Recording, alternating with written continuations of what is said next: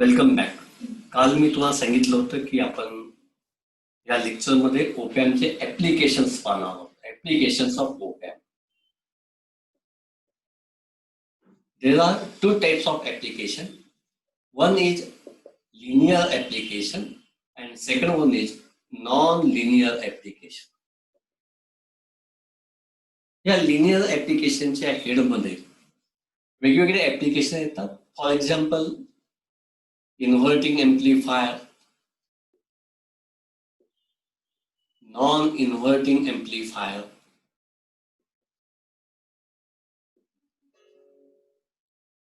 then buffer amplifier, then adder, then subtractor, next integrator, and last one is differentiator.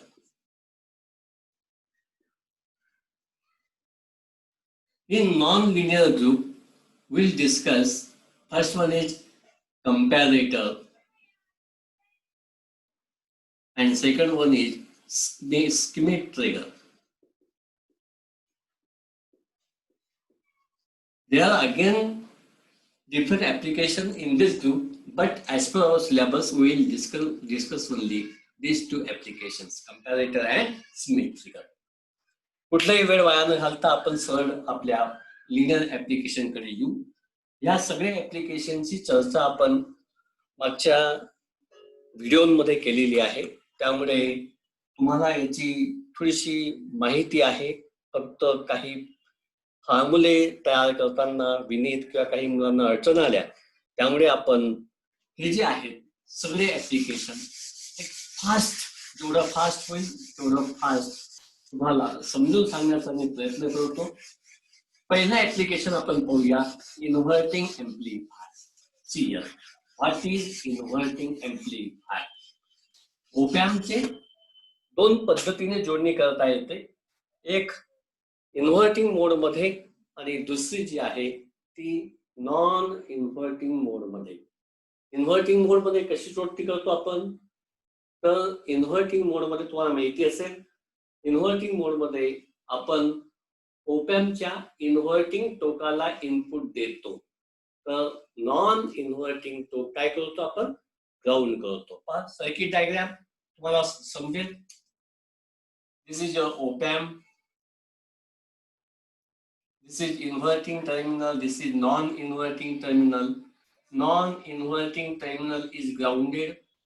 Input is given to this inverting terminal. Suppose this is the input V in given with respect to ground through input resistors are in. We never use op-amp as amplifier in open loop mode. Therefore, to control the gain of op-amp, we have to use certain feedback. What is feedback? Part of output is again given back to the input through certain resistance. Suppose this is a feedback resistance RF. Here you are taking output. This is your output. Okay. This is the simplest circuit diagram of inverting amplifier. समजतं मी काय सांगितलं? Input inverting टोकाला द्यायचं, non inverting टोक ground करायचं, आउटपुटचा काही भाग फीडबॅक रेजिस्टरच्या साहाय्याने पुन्हा त्याच्या इनपुटला जोडायचं. अशा प्रकारची जी जोडणी असते त्याला आपण इन्व्हर्टिंग एम्प्लिफायर असं म्हणतो. येतं लक्षात? आता आपण थोडंसं पुढे जाऊया. हा इन्व्हर्टिंग एम्प्लिफायर कसा काम करतो? हा इन्व्हर्टिंग एम्प्लिफायर कसा काम करतो ते शिकण्याआधी तुम्हाला एक कन्सेप्ट मी सांगितली होती, व्हर्च्युअल ग्राउंड. व्हर्च्युअल ग्राउंड काय असते? व्हर्च्युअल ग्राउंड पहा, non inverting terminal, this is your non inverting terminal is grounded. This point is denoted by letter S. काही पुस्तकामध्ये ए वापरतात, काही ठिकाणी एस वापरतात. आपण मुद्दा म्हणून एस घेतलेला आहे. ह्या पॉइंटला व्हर्च्युअल ग्राउंड असं म्हणतात. लक्षात घ्या, व्हर्च्युअल. आता तुम्ही घरी आहात, मी येत आहे, आपला क्लास चालू आहे, पण हा ऍक्च्युअल क्लास आहे का? नाही. कोणता क्लास आहे? Virtual class. तसंच हा ग्राउंड ऍक्च्युअल नाही, it is not directly connected to the ground, but it behaves as a ground. त्याला व्हर्च्युअल ग्राउंड का म्हणतात? याला व्हर्च्युअल ग्राउंड यासाठी म्हणतात, तुम्हाला माहिती आहे की ओपॅमची गेन जी आहे, you know, gain is equal to output upon input. ही जी गेन आहे, आयडियल ओपॅमची गेन इन्फायनाईट असते. याचा अर्थ असा, त्याचं इनपुट शून्य असलं तरच हे गेन इन्फायनाईट मिळू शकते. म्हणजे व्हीएन काय असेल तुमचं? शून्य असलं पाहिजे. व्हीएन किती असलं पाहिजे? शून्य. आणि व्हीएन किती असतं? हे V1 आणि हे V2. समजा हा V1 आहे तुमचा, हा V2 आहे. V2 ऑलरेडी 0 आहे. V2 0 आहे. व्हीएन कसं असतं आपण काल पाहिलं होतं, V1 मायनस V2 हा काय असतो तुमचा? व्हीएन. का? Op-amp is differential amplifier. It amplifies the difference of two input. या दोघं इनपुटचा तो डिफरन्स एम्प्लिफाय करतो. V2 ऑलरेडी 0 आहे, त्यामुळे V1 सुद्धा काय असला पाहिजे? 0 असला पाहिजे. म्हणजेच या पॉइंटचं व्होल्टेज जे आहे ते 0 असतं. पहिला मुद्दा, the voltage at this point is 0. Second thing that you must know about the current. You know, input impedance of opamp. ओपॅम्पचा इनपुट इम्पेडन्स किती असतो? इन्फायनाईट. माहिती तुम्हाला? काल आपण आयडियल कॅरेक्टरिस्टिक पाहिल्या. आयडियल कॅरेक्टरिस्टिक मध्ये तुम्हाला सांगितलं मी की ओपॅम्पचा इनपुट इम्पेडन्स हा इन्फायनाईट असतो. इन्फायनाईट इनपुट इम्पेडन्स असल्यामुळे त्यामधून वाहणारा करंट नॅचरली किती असेल? शून्य. जर रेजिस्टन्स इन्फायनाईट असेल, करंट शून्य असेल, it means that current flowing through this point and the voltage across this point is 0. Both voltage and current are 0. Therefore, this point is referred as virtual ground point. Actual ground मध्ये आणि virtual ground मध्ये काय फरक असतो? Virtual groundचं voltage शून्य असतं, actual groundचं ही voltage शून्य असतं. दोघांचं व्होल्टेज शून्य असतं. ऍक्च्युअल ग्राउंड मध्ये मात्र करंट हा खूप जास्त अनंत असू शकतो. तुमच्या व्हर्च्युअल ग्राउंडचा करंट किती असतो? शून्य असतो. हे लक्षात घ्या. This is the virtual ground concept. मला वाटतं एवढं तुम्हाला कळलं असेल की ह्या पॉइंट मधून करंट जात नाही, करंट 0 असतो, कारण याचा इनपुट इम्पेडन्स इन्फायनाईट आहे आणि ह्या पॉइंटला असलेलं व्होल्टेज सुद्धा काय आहे? 0 आहे. म्हणून त्याला काय म्हणायचं आपण? व्हर्च्युअल ग्राउंड असं म्हणायचं. आता आपण थोडं पुढे जाऊया. हे सर्किट आपण व्हर्टिकल एम्प्लिफायर म्हणून वापरतो. व्हर्टिकल एम्प्लिफायर म्हणून वापरतो म्हणजे काय करतो आपण? इनपुट व्हर्टिकल इनपुट जे आहे आपण इन्व्हर्टिंग टोकाला दिलेलं आहे, त्याला आपण इन्व्हर्टिंग एम्प्लिफायर, व्हर्टिकल नाही, इन्व्हर्टिंग एम्प्लिफायर म्हणून वापरतो. त्याला इनपुट आपण इन्व्हर्टिंग टोकाला दिलेला आहे आणि दुसरं जे टोक आहे नॉन इन्व्हर्टिंग ते ग्राउंडला जोडलेलं आहे, म्हणून त्याला इन्व्हर्टिंग एम्प्लिफायर आपण म्हणतो. ओके. आता याचं सर्किट डायग्राम जर मला एक इक्विव्हॅलंट सर्किट डायग्राम काढायची असेल तर मी अशी काढू शकतो. हे तुमचं इनपुट आहे Vin with respect to ground. हा तुमचा Rin आहे. हा तुमचा point S connected to ground. इथं तुमचा हा रेफरन्स फीडबॅक रेजिस्टन्स आहे Rf. हा तुमचा Rin आणि हे काय तुमचं आउटपुट.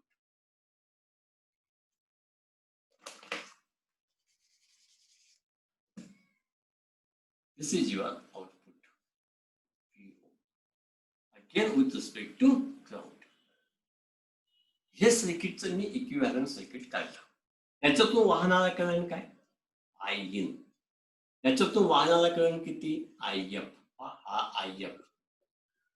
हा तुमचा काय? ठीक आहे. दोन्ही हे सिरीज मध्ये जोडलेले आहेत, त्यामुळे तुम्हाला माहितीये in series circuit current flowing through each path is same. म्हणजे Rin मधून जेवढा करंट वाहील तेवढाच करंट Rf मधून वाहतो. म्हणून आपण असं लिहू शकतो If is equal to In. Only sign is different because we are giving input to the inverting terminal. Then we can say If is equal to minus In. Vineet लक्षात घे, If आणि In दोघं सारखे का आहेत? कारण दोघं रेजिस्टर सिरीज मध्ये कनेक्ट आहेत, त्यामुळे दोघं करंट सारखे असतील. त्याला मायनस साइन का दिलं मी? कारण ते इनपुट आपण इन्व्हर्टिंग टोकाला दिलेलं आहे. Got it? आता आपण आय ची किंमत काढू, आय एफ ची किंमत काढू, म्हणजे हे इक्वेशन तुम्हाला सॉल्व्ह करता येईल. पहा, हा आहे व्हीएन, हा आय एन, हा आर एन. व्हीएन मुळे आर एन मधून आय एन इतका करंट वाहतो, बरोबर आहे की नाही? म्हणजेच आपण असं म्हणू शकतो I N is equal to काय? I N is equal to VN upon R N. मग आय एन ची किंमत काय काढली मी? पहा, I N is equal to VN upon R N. ओहमचा नियम व्ही अपॉन आर. तसं आय एफ ची किंमत काय काढता येईल तुम्हाला? I F is equal to हा V0 म्हणजे output voltage upon your feedback resistor VO upon RF. Got it? He IN ची किंमत आणि IF ची किंमत ह्या समीकरणात टाका. IF ची किंमत टाकूया VO upon RF is equal to minus sign जसं तसं IN ची किंमत टाकू आपण VN अपॉन RN. बरोबर? आपल्याला काय काढायचंय? काय काढायचं आपल्याला? आपल्याला काढायचं आउटपुट. बरोबर? आउटपुट काढलं की गेन काढता येते. मग आउटपुट काढायचंय, हा जो आहे हा आर एफ ला तिकडे न्या. Output is equal to minus हा आर एफ जसाचा तसा R in V in upon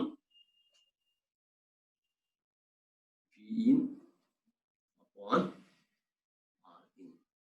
बरोबर आहे? म्हणजेच आपण हे सूत्र जनरलाइज करू शकतो.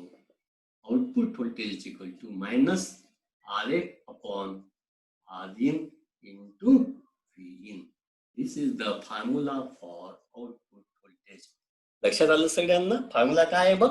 इन्व्हर्टिंग एम्प्लिफायरचा आउटपुट व्होल्टेज हे फीडबॅक रेजिस्टर भागीला इनपुट रेजिस्टर गुणीला इनपुट व्होल्टेज इतकं असतं. फक्त इथं साइन कोणती बाळांनो? Negative.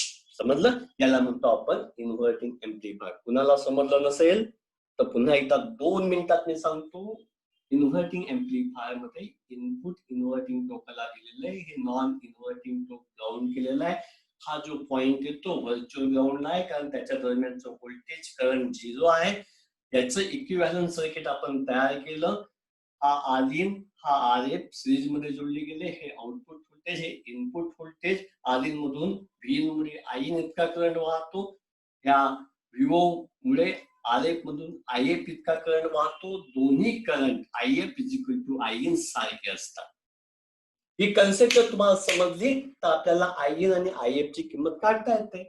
I in is equal to V in upon R in, I F is equal to VO upon R F. या दोन्ही किमती ह्या समीकरणात टाकल्या. VO upon R F is equal to minus V in upon R in. या minus sign मध्ये confusion होऊ नका. Minus sign it is just because of what? Yes, inverting input terminal. Input is given to inverting terminal, therefore there is minus sign. Hence we can calculate VO. VO is equal to minus RF into V upon RN. हा RN ला मी इकडे घेतलं, generalise statement केलं, equation तयार केलं. VO is equal to minus RF upon RN into VN. This is your inverting amplifier. आता जर मला नॉन इन्व्हर्टिंग एम्प्लिफाय करायचं असेल तर काय करायचं? काय करायचं? इन्व्हर्टिंग टर्मिनल ग्राउंडला जोडायचं. पहा, I am discussing about right now non inverting amplifier. What changes I am making here?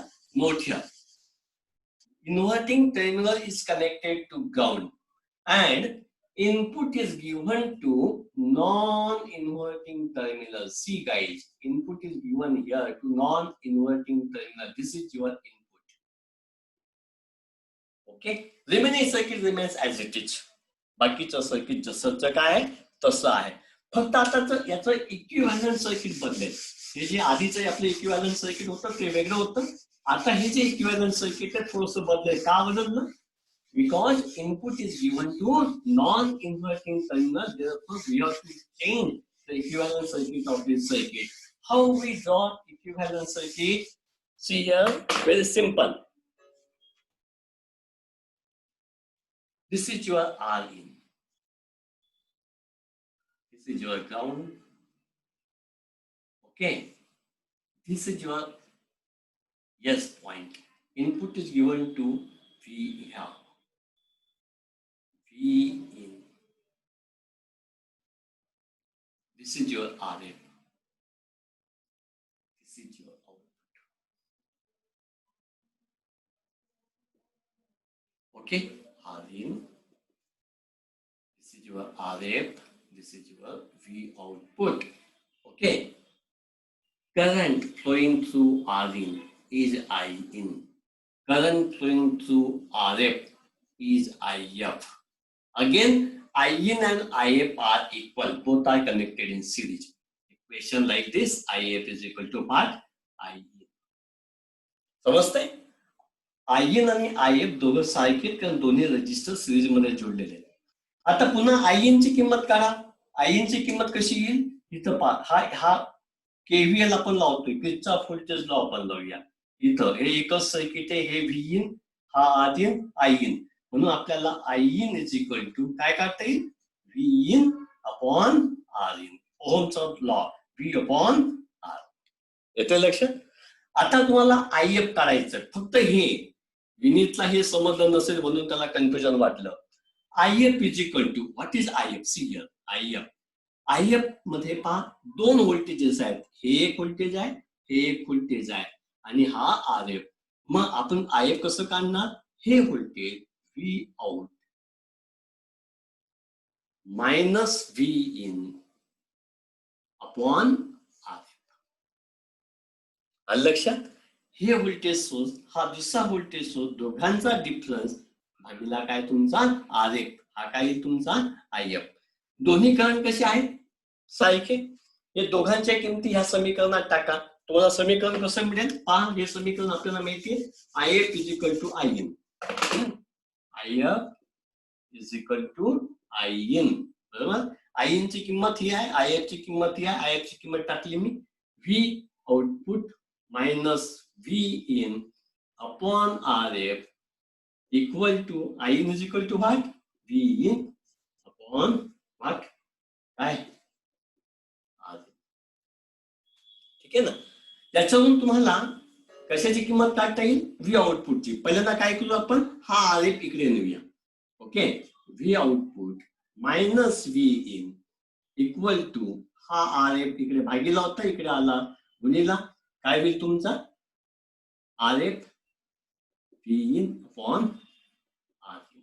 त्याचं आता पहा, हा V in इकडे घेऊया, काय प्रॉब्लेम?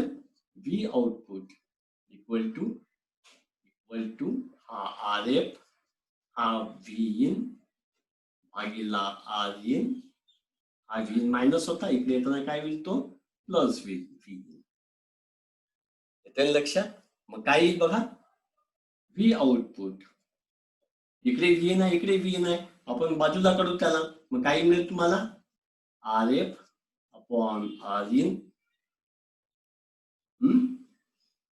हा तुमचा V in आपण समजा बाजूला काढला, इकडे आपण बाजूला लिहिला, प्लस हा काय तुमचा 1 इंटू काही म्हणजे करून पहा. V in गुणिला RF upon RIN म्हणजे RF upon RIN into V in. आणि V in गुणिला 1 म्हणजे काय? V in. आउटपुट व्होल्टेज काय आलं तुमचं? Output voltage V output is equal to 1 plus RF upon RIN into V in. This is the generalized formula of your non-inverting amplifier. लक्षात घ्या, inverting amplifier मध्ये V output is equal to काय आलं होतं? Minus RF upon RIN into V. आणि non inverting मध्ये काय आलं? V output is equal to काय? 1 प्लस, लक्षात घ्या, 1 plus RF upon RIN into V in. दोघांमधला फरक लक्षात घ्या. इथं मायनस साइन आहे, RF अपॉन RIN. इथं 1 plus RF upon RIN into V in. हे दोन फॉर्म्युले तुम्हाला माहिती असतील तर सगळे ऍप्लिकेशन या दोन फॉर्म्युल्यावरती, लिनियर ऍप्लिकेशन मोस्ट ऑफ या दोन फॉर्म्युल्यावरती आपल्याला काढता येतात. ठीक आहे, जायचं पुढे. पुढचं जे ऍप्लिकेशन आहे याच घेतो. आता सध्या आपण चालू आहे त्यामुळे तुम्हाला लक्षात येईल. ह्या नॉन इन्व्हर्टिंग एम्प्लिफायरला आपण बफर म्हणून वापरू शकतो. मी ओपॅम्पचं बफर स्टेज तुम्हाला सांगितली होती. बफर काय करतो? युनिटी गेन ऍम्प्लिफायर असतो. युनिटी गेन म्हणजे काय? जसं इनपुट तसं आउटपुट, त्याच्यामध्ये कुठल्याही प्रकारची गेन वाढवून मिळत नाही. गेन एकच असते. ज्याची गेन एक म्हणजे जे इनपुट असेल तेच आउटपुटला मिळतं, त्याला काय म्हणायचं? Unity gain amplifier. त्यालाच आपण बफर ऍम्प्लिफायर असे म्हणतो. Non inverting amplifier can be use as buffer amplifier. How it is use? त्याचा आपण बफर ऍम्प्लिफायर म्हणून कसा उपयोग करतो? एक सर्किट मध्ये थोडासा बदल केला की तुमच्या लक्षात येईल की हा ऍम्प्लिफायर आपण बफर किंवा युनिटी गेन ऍम्प्लिफायर म्हणून वापरू शकतो. कसा वापरतात बघा. मी काय करतोय? चेंजेस पहा. हा जो रेजिस्टर आहे तो काढून टाकला, हा रेजिस्टर काढला, शॉर्ट करून टाकला. हाही रेजिस्टर काढून टाकला, त्यालाही शॉर्ट केलं. इथे इनपुट दिलं, इथं आउटपुट. लक्षात घ्या.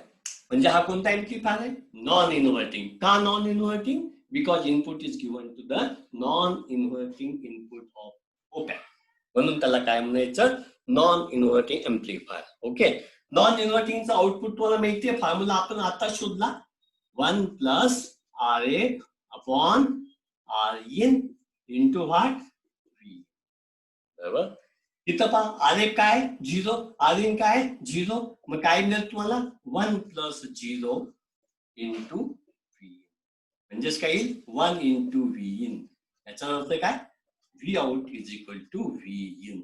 जसं इनपुट असेल तसं काय मिळतं तुम्हाला? आउटपुट मिळतं. म्हणून त्याला काय म्हणायचं? युनिटी गेन ऍम्प्लिफायर, किंवा त्याला आपण काय म्हणतो? Buffer amplifier. This is the very important application of non-inverting amplifier as buffer amplifier. ठीक आहे. जायचं पुढे. आपण हे सगळं पाहिलेलं आहे. ऍप्लिकेशनचे व्हिडिओ आपण पाहिलेले आहेत. त्याच्यामध्ये तुम्हाला सांगितलं होतं मी की ओपॅम्पचे कसे ऍप्लिकेशन असतात, तुमचे लिनियर ऍप्लिकेशन कसे असतात, नॉन लिनियर कसे असतात. फक्त तुम्हाला त्या फॉर्म्युलांमध्ये काहीतरी गडबड तुम्हाला वाटली आणि म्हणून आपण हा पूर्ण टॉपिक रिपीट केलेला आहे. आता थोडंसं लक्षात घ्या. इन्व्हर्टिंग ऍम्प्लिफायरचा उपयोग करून आपण ऍडर कसं बनवतो? We can construct adder circuit using inverting amplifier. हा इन्व्हर्टिंग ऍम्प्लिफायर तुम्हाला माहिती आहे. This is your inverting amplifier. See here. मी कुठलं सर्किट पाठ केलेलं नाही, मला माहिती असतं सगळं की काय काय कुठे कुठे असतं. आपल्याला माहितीये in inverting amplifier input is given to inverting terminal. Non-inverting terminal is grounded. This is your inverting terminal. This is non-inverting terminal. This is positive VCC. This is your negative VCC. This is your output. Here you are taking output.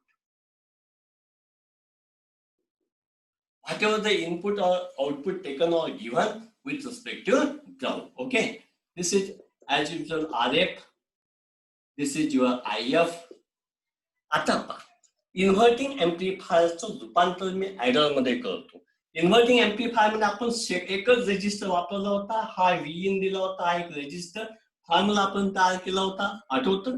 V out is equal to minus Rf upon Rin into Vin. हा आपला formula होता.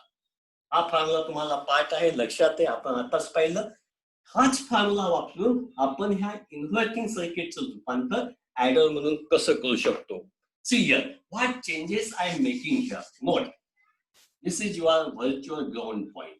Okay, what I am doing here? See, instead of connecting one resistor, I am connecting number of resistors to the inverting terminal, and I will provide number of input through this resistor to the inverting terminal. Suppose this is your resistor R1, R2, R3. Input given here is V1, V2, V3 with respect to ground.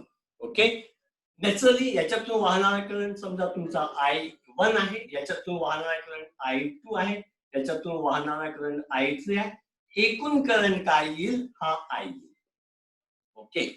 आपला formula काय? IF is equal to IN. IF is equal to IN. See here, IF is equal to IN with what? Minus sign. Minus sign just because of inverting it. Okay. Good. आता IF ची किंमत तुम्हाला माहिती आहे. काय IF ची किंमत? VO upon RF. IF is equal to VO upon IF. Sorry, VO upon पाहिजे ना ते, VO upon RF. ओके. आता आपल्याला काय कशाची किंमत पाहिजे? IN ची किंमत पहा. IN I1 I2 I3 तिघं मिळून तो करंट होईल IN. म्हणून आपण असं म्हणू शकतो IN is equal to I1 plus I2 plus I3. Okay, लक्षात आलं? विनय समजतोय मी काय केलंय? हे तीन करंट पॅरलल मध्ये आहेत. हे जे तीन करंट आहेत हे इथं एकत्र येतील. तिन्ही करंट ह्या ब्रांच मधून वाहत आहेत. त्यामध्ये total current IN is equal to I1 plus I2 plus I3. Okay, आता मला I1 ची किंमत काढायची, I2 ची, I3 ची. काढता येईल. तुम्हाला माहिती आहे V1 V2 V3 हे व्होल्टेज आहेत. R1 R2 R3 रेजिस्टन्स, ओहमचा नियम लावा. I1 ची किंमत येईल V1 upon R1, I2 ची किंमत येईल V2 upon R2 आणि I3 ची किंमत येईल V3 upon R3. लक्षात घ्या, काहीच करत नाही, लहान लहान मुलांचं गेम आहे सगळा. I1 is equal to V1 upon R1, I2 is equal to V2 upon R2, I3 is equal to V3 upon R3. Put these values here.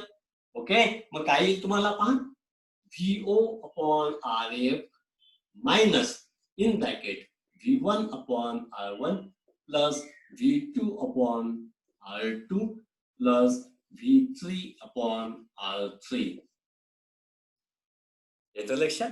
आपल्याला किंमत कशाची काढायची आहे? आउटपुटची. हा आलेप इकडे नेऊ शकतो आपण. म्हणून आउटपुट इज इक्वल टू, याला मी इकडे लिहिलं RF in bracket V1 upon R1 plus V2 upon R2 plus V3 upon R3. Got it? आता पहा, समजा R1 R2 R3 ची किंमत आपण सारखी केली, म्हणजे R1 1 किलो ओम घेतला, R2 1 किलो ओम घेतला, R3 सुद्धा 1 किलो ओम घेतला. तिघांची किंमत सारखी म्हणजे R घेतला. तर काय करता येईल मला? VO is equal to RF in bracket V1 upon R plus V2 upon R plus V3 upon R. पहा, तिघ R आहेत, त्याला कॉमन काढला, आपल्याला मिळेल VO is equal to RF upon R in bracket V1 plus V2 plus V3. R common काढलाय, minus sign सगळीकडे ठेवा. ठीक आहे. समजा आपण R जेवढा आहे तेवढाच RF घेतला, म्हणजे हा 1 किलो ओम, हा 1 किलो ओम आहे. काय मिळेल? हे दोघे एकमेकांना कॅन्सल करतील, म्हणजे output is equal to minus in bracket V1 plus V2 plus V3. अशा पद्धतीने आपल्याला ऍडर सर्किट तयार करता येतं. प्रॅक्टिकल आहे तुम्हाला. You can construct adder circuit with the help of op amp using such circuit. हे असं सर्किट वापरून तुम्हाला ऑप एम्प ऍडर म्हणून वापरता येतो. येतं लक्षात? This is your op amp adder. जायचं पुढे. याच्यात काही शंका आहे? काहीच नाही, एकदम सिंपल आहे. इन्व्हर्टिंग एम्प्लिफायरचा फॉर्म्युला वापरला. R1 R2 R3 एक इनपुट देण्याच्या ऐवजी 3 इनपुट दिले. त्या तिन्ही इनपुट पुढे वाहणारा करंट सगळ्यांची बेरीज म्हणजे IN. हा IN बरोबर IF, IN बरोबर IF. IN मध्ये I1 plus I2 plus I3, I1 ची किंमत, I2 ची किंमत, I3 ची किंमत काढली. या तिन्ही किंमती बरोबर ही किंमत, याची किंमत काय? VO upon RF. I1 ची किंमत काय? V1 upon R1. I2 ची किंमत काय? V2 upon R2. I3 ची V3 upon R3. ह्या सगळ्या किंमती टाकल्या, आपण जे इक्वेशन ते सॉल्व केलं, you get final equation of output, that is VO is equal to minus V1 plus V2 plus V3. समजतंय? मला वाटतं आता तुमचा जो फॉर्म्युलाचा जो कन्सेप्ट होता की सर आम्हाला फॉर्म्युला कळला नाही, तो कन्सेप्ट तुमचा सॉल्व होईल. ऍप्लिकेशन हा टॉपिकच तुमच्यासाठी थोडासा कॉम्प्लिकेटेड वाटत होता, म्हणून मी तो टॉपिक रिपीट केलेला आहे. आणखी कोणाला काही अडचण असेल तर आपण निश्चितच त्याविषयी चर्चा करू. काही मुलं अजूनही गुगल क्लासरूम मध्ये जॉईन झालेले नाहीत, म्हणून माझी सगळ्यांना विनंती असेल की गुगल क्लासरूम मध्ये जॉईन व्हा. म्हणजे काय होईल, मी सगळं मटेरियल जे आहे ते गुगल क्लासरूम मध्ये टाकत जाईल. मटेरियल तुम्हाला मिळेल. काही व्हिडिओज असतील ते माझे व्हिडिओ असतील, दुसऱ्यांचे व्हिडिओ असतील, काही तज्ञ लोकांचे व्हिडिओ असतील, ते आपण त्याच्यामध्ये पाठवू. त्याच्या लिंक्स तुमच्याशी मी शेअर करेल आणि आपला क्लास घरी बसून बसून किती चांगल्या पद्धतीने होऊ शकतो, चांगल्या पद्धतीने आपला अभ्यास करता येऊ शकतो. आपल्या हातात जे आहे, जे काही साधनं आपल्याकडे आहेत, त्या साधनांचा वापर करून आपल्याला शिकायचं आहे. लेक्चर आपली फिजिकली केव्हा होतील तुम्हाला मला माहित नाही, जेव्हा केव्हा होतील तेव्हा आपण घेऊयात. पण आता जे आपल्या हातात आहे ते आपण करू. मी जे व्हिडिओ तुमच्याकडे पुन्हा पुन्हा पाठवतो, काल मी एक 47 मिनिटाचा व्हिडिओ तुमच्या गुगल क्लासरूम मध्ये टाकलेला आहे, तो पहा.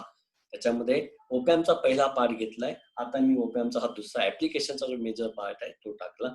याच्यातले काही ऍप्लिकेशन मी इंटिग्रेटर किंवा तुमच्या डिफरन्शिएटर घेतला नाही. इंटिग्रेटर मध्ये आपण फीडबॅक मध्ये रेजिस्टर ऐवजी कॅपॅसिटर वापरतो.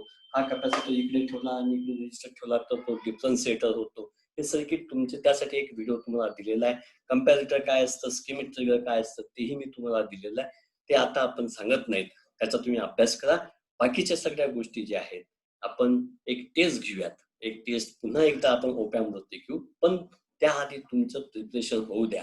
मग आपण सब्जेक्टिव्ह टेस्ट एक घेऊ, पुन्हा एक ऑब्जेक्टिव्ह टेस्ट घेऊ. म्हणजे हे जे चॅप्टर आहे हे तुमचं कम्प्लीट होईल. त्या चॅप्टरवरचे काही प्रॅक्टिकल जे आहे असतात मला जे मिळाले ते मी मराठीमध्ये टाकले. काही प्रॅक्टिकलचं बुक तुमच्या क्लासवर्क मध्ये मी टाकलेलं आहे, ते तुम्ही पहा. म्हणजे बऱ्याच गोष्टी तुम्हाला कळतील.